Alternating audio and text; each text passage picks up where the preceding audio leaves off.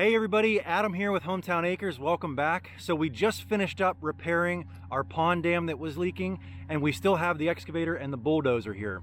So I thought while the weather is still holding out for us, we might as well go ahead and polish up this Firewood road and get that done so it's not getting soupy and sloppy and destroying all the work we've put into it so far. Let me show you what we're up to. So we've been talking about this for a few videos now. We are going to be moving our firewood yard, which sits right up there right next to the driveway, down here behind the dam into a new firewood yard down here. The reason we're doing that is because the first thing you see when you pull up in the driveway is a big pile of logs, a bunch of equipment, firewood baskets, and it just looks kind of junky. So in order to move the firewood yard down here, we need a road so that we can get the tractor, the truck, the dump trailer.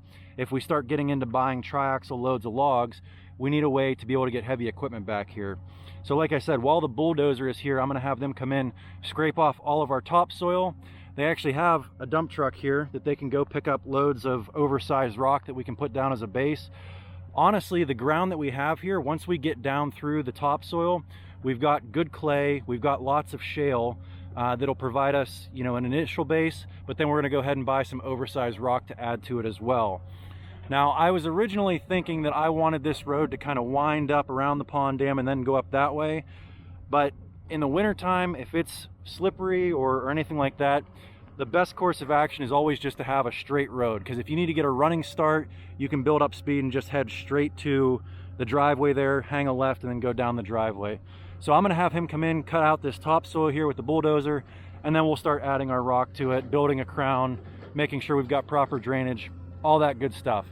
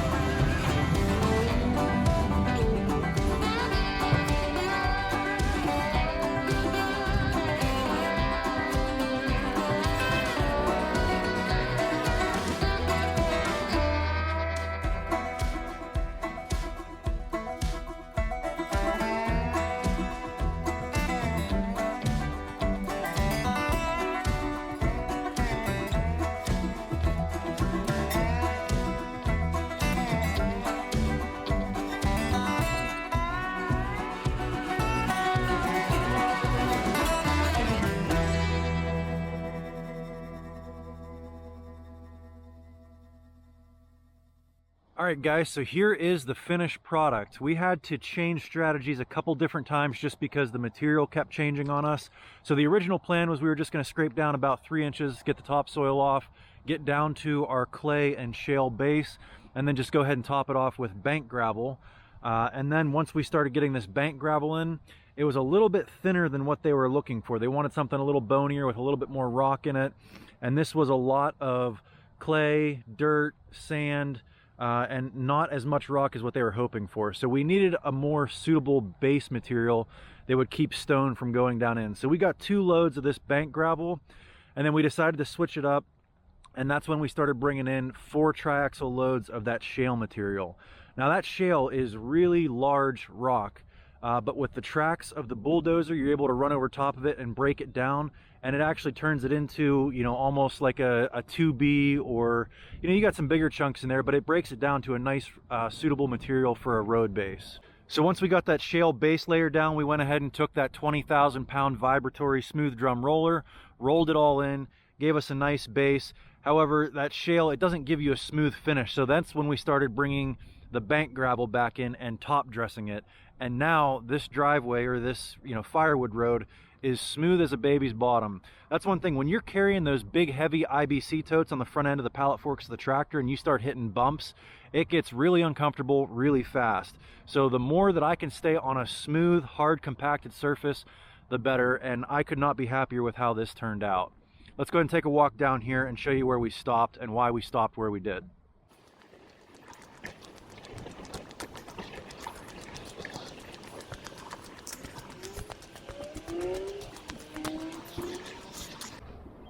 So there was a little bit of a dip on the left side of the road here, and when I had that Bobcat E85, I went ahead and put in, you know, a scrap piece of that SDR 35 that we pulled out of the pond dam.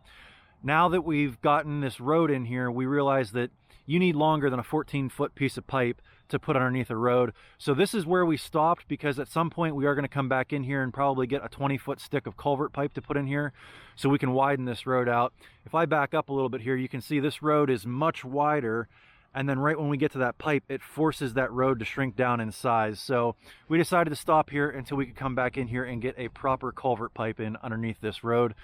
And then at some point next spring, summer, something like that, whenever we get the budget, we spent quite a bit of money on rock this week.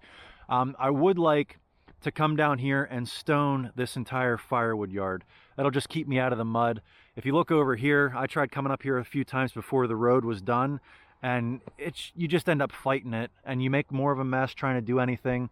So for this winter, this Firewood yard here is up on kind of a knoll. It's on a high spot, so it shouldn't hold a ton of water, but I definitely am not going to be able to get back here after a big heavy rain. I'm going to have to let things dry out before I can come back here and work. So the ultimate goal, like I said, is to get this area stoned so I don't have to work around the weather. I can come back here and work whenever time allows rather than whenever the weather allows. But anyway, I think that about wraps this one up. I'm happy to have the Firewood road in. If you guys enjoyed this one, give me a big thumbs up, click that subscribe button. We'll catch you on the next one. Thanks for watching.